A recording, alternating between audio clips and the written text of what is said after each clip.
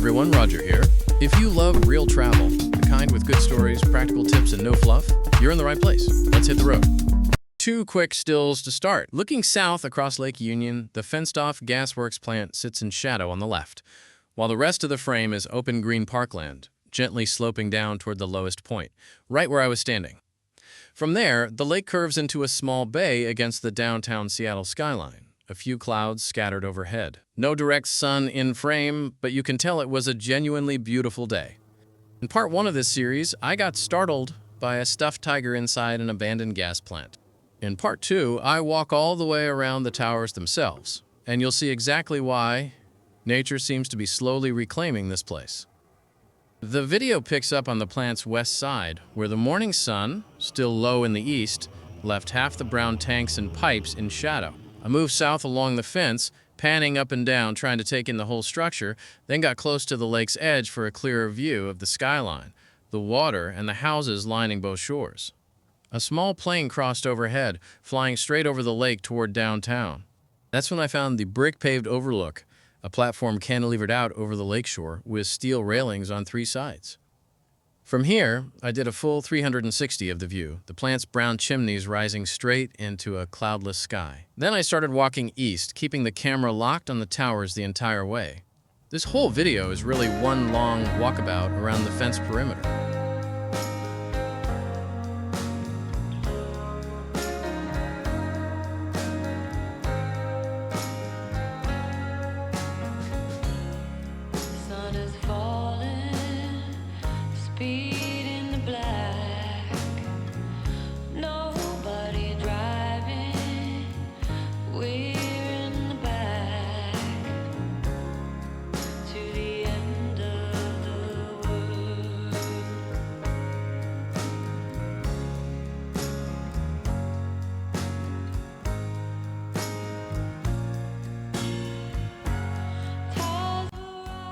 By the time I reached the east face, the sun, now around 10 or 11 a.m., lit the brown paint with a kind of soft white highlight along every pipe and tank edge. What the camera can't fully capture in a video like this, the vines and overgrowth creeping up the lower sections of the structure, no narration needed there.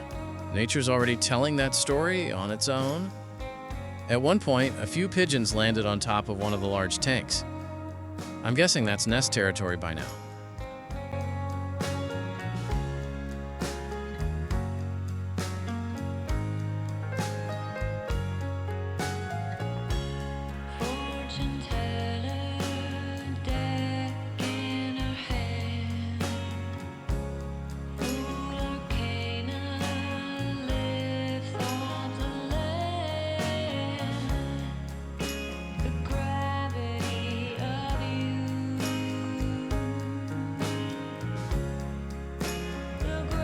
I panned northeast and caught the same horizontal crossed pipes I'd shown in part one, with the play barn, home of that startling stuffed tiger, visible in the background.